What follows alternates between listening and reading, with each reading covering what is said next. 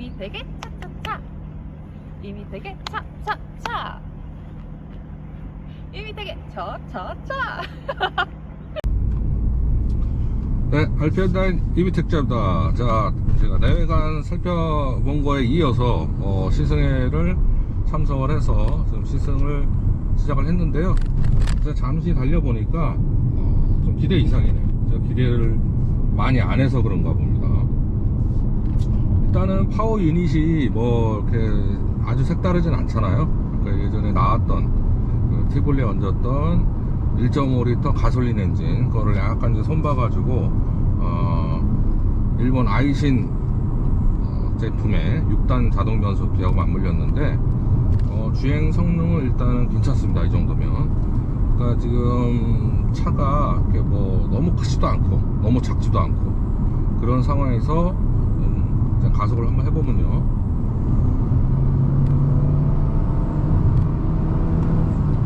일단은 아주 가속력이 넘치진 않는데 그렇다고 해서 되게 뭐 부족한 힘은 아니에요. 그리고 엔진음이 조금 커지긴 하지만 이 정도면 납득할 만한 수준입니다. 일단 이렇게 크루징을 할 때는 굉장히 조용해요. 가속을 할 때만 조금 엔진음이 올라오고, 무엇보다 가장 좋은 것은 가속 페달에 대한 반응, 레스폰스가 좋습니다. 그래서 보통은 이제 이게 좀 안 좋은 차들은 RPM이 올라가고 나서 한참 있다가 가속이 붙는 그런 현상들이 있죠. 근데 이 차 같은 경우는 가속 페달을 밟으면 좀 비교적 반응이 빨리 오는 편이에요. 최고 출력은 170마력입니다. 그래서 제가 볼 때는 뭐 이 정도 힘이면은 뭐 나쁘지 않은 것 같고요. 그렇다고 해서 넘치는 힘은 아닙니다. 파워트레인 종류가 다양하진 않죠. 지금 일단은 1.5 밖에 없고, 중요한 것은 그 전에 이제 쌍용차가 많이 내놨던 그런 디젤 라인업, 이제는 쌍용차가 새로운 디젤 엔진은 만들지 않는다고 합니다. 그러니까 이 차에 디젤 엔진이 얹힐 가능성은 없는 거예요. 제로입니다. 그리고 내년에 나올 전기차, 그 딱 두 종류입니다. 그 1.5L 가솔린 엔진 아니면은 전기차.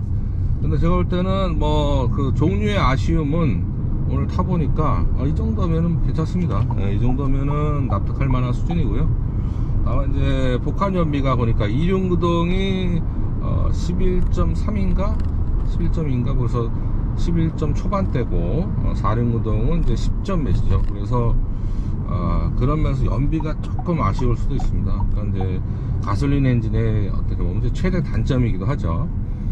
그래서 그런 부분들이 조금 아쉽기는 한데, 그러나 전기차가 또 그 부분은, 그 아쉬움은 또 해결해 줄 수 있을 거라고 보고요. 연비 같은 경우는 오늘은 뭐 이렇게 테스트하는 대상은 포함을 안 시키고 했습니다. 왜냐하면 오늘 이제 시승하는 게 영종도의 도로를 삥 돌면서 하는 시승이라서 지금처럼 뭐 신호대기에 걸리기도 하지만 일상적인 그 주행 여건은 아니죠. 그래서 여기서 연비를 체크하는 거는 별 의미가 없을 것 같습니다. 연비는 참고 자료 정도로 하되 나중에 또 따로 빌려서 이렇게 시가지 시승 같은 거 해보면 좋을 것 같아요. 이 차의 디자인 특징 중에 하나는 또 이제 시인성, 시야성 이런 것을 좀 많이 확보를 하려고 그랬다, 그런 건데요.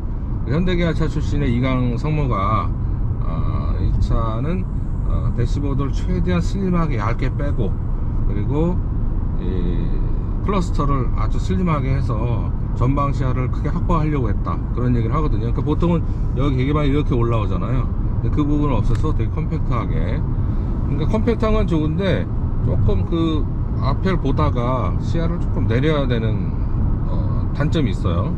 그러니까 예를 들어서 이제 이런 문제를 해결하려면 그 푸조의 헤드업 클러스터 뭐 그런 개념이 있죠. 그래서 지금 스티어링 휠이 작아서 자꾸 오버랩이 되는데, 푸조 것은 이렇게 아예 올려가지고 헤드업 디스플레이가 필요 없도록 이렇게 하는 그런 스타일이죠. 그래서 스티어링 휠을 아주 작게 만들고 그런 타입도 있는데요. 요거는 약간 좀 호불호가 나뉠 수도 있겠다 싶습니다. 이 센터 디스플레이는 역시 가전으로 유명한 LG 제품인데요. LG 디스플레이 제품이죠. 그래서 굉장히 선명하고 기존의 쌍용차가 보여주던 그런 폰트나 디자인이 아닙니다. 그래서 굉장히 선명하고요. 조작성도 좋고, 그리고 어떤 그 기자가 Q&A 때 뭐 이거를 한 대 합치지 왜 나눴냐 그러는데, 이건 이제 아우디가 주로 하는 스타일이고 합치는 거는 벤츠가 많이 하는 스타일인데, 장단점이 있죠. 꼭 이걸 합쳐서 좋다는 그런 법은 없죠.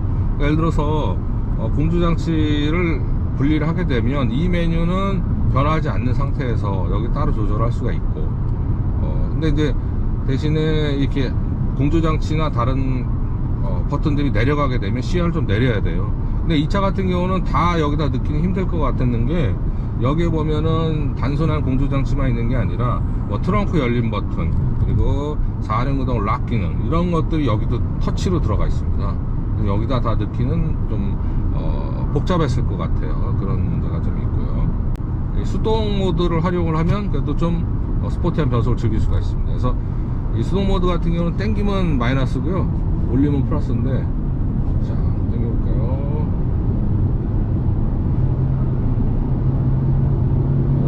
가속력이 괜찮아요.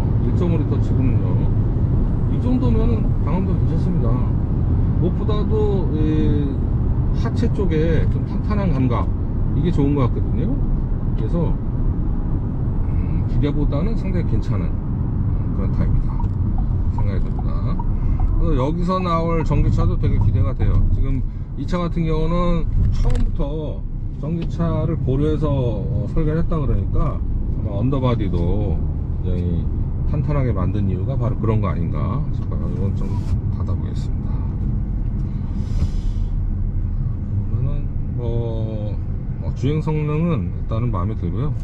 스티어링 휠이 이제 위아래를 깎아 좀 특이한 형상이잖아요. 그래서 요거를 좀 지름을 후조처럼 작게 줄이면 어떨까 싶었는데, 그럼 또 너무 장난감 같았을까 그런 생각도 드네요. 근데 여기서 이제 만약에 위아래가 그냥 이어진다 그러면 굉장히 크죠. 쌍용차가 스티어링 휠 지름이 굉장히 큰 편입니다. 그래서 그 싫어하는 분들이 많은데, 위아래를 깎아서 그나마 좀 작아 보이긴 한데 약간 좀 기형적이잖아요. 그러니까 제가 볼 땐 요거보다 조금 지름을 줄여도 될 것 같아요. 줄이면 조금 더 스포티한 모습이 되지 않을까 싶고요. 이 기어 변속 같은 경우는 전통적인 레버 방식인데, 뭐 제 독자분들은 아시겠지만 레버 방식을 제가 되게 싫어하지 않습니까? 근데 우리 이강상무도 별로 안 좋아하시더라고요. 그래서 여기는 물리 보통을 다 없애놓고 이건 또 왜 전통적인 방식을 택했냐 그랬더니, 기어 조작은 이게 직관적이다 이거예요. 그러니까 예를 들어서 버튼 같은 경우는요, 주차할 때 차가 앞뒤로 계속 움직이잖아요. 그러니까 앞뒤로 왔다 갔다 할 때는 뒤에 눌렀다가 또 아래 눌렀다가 막 이렇게 되는데, 기어식은 딱딱딱딱 움직이니까 안 봐도 이렇게 되니까요. 이게 사실은 좀 더 직관적인 건 맞죠. 그래서 그렇게 생각하시는 건 되게 저 개인적으로 고맙고, 레버식 좋아하시는 분들 환영할 만한 그런 설계였습니다. 안에 내장재 같은 경우도 뭐 괜찮아요. 생각보다 그 블랙으로 다듬어서 괜찮고, 다만 요런 부분은 이제 플라스틱인데 이런 부분도 좀 천으로 감싸면 좋지 않았을까 싶기도 하지만, 기존의 쌍용차가 보여줬던 좀 약간 싸구려 재질의 내장들, 그런 부분들이 많이 사라져서 되게 보기 좋습니다. 그리고 지금 인테리어의 컬러나 조합이 어떻게 되는지 모르겠지만, 이런 부분들을 놔둔 거는 여기 우드 그리고 여기 이제 메탈 이렇게 조합을 여러 가지로 바꿀 수가 있을 것 같아서, 이런 부분들은 굉장히 바람직해 보입니다. 뒷좌석 차감은 오늘 뭐 언급을 못할 것 같아요. 제가 뒤를 탈 수가 없으니까. 원래 이제 2인 1조인데 저의 파트너가 어디론가 사라졌습니다. 그래서 저 혼자 타는데, 제가 쌍용차를 타면서 시승기를 아예 안 쓴 차가 유일하게 한 차종이 있어요. 그게 뭐냐, 코란도입니다. 지금 불러낸 코란도. 2번을 탔는데 정말 이거는 쌍용차 관계자한테 미안한데 쓰면 욕밖에 쓸 게 없겠더라고요. 그래서 그 코란도 같은 경우는 가장 큰 문제가 어중간한 상품성도 있지만 뒷좌석 승차감이 아주 안 좋습니다. 그러니까 뒷좌석이 안 좋을 뿐더러 운전석에 앉아도 이 뒷바퀴에 안 좋은 승차감이 느껴져요.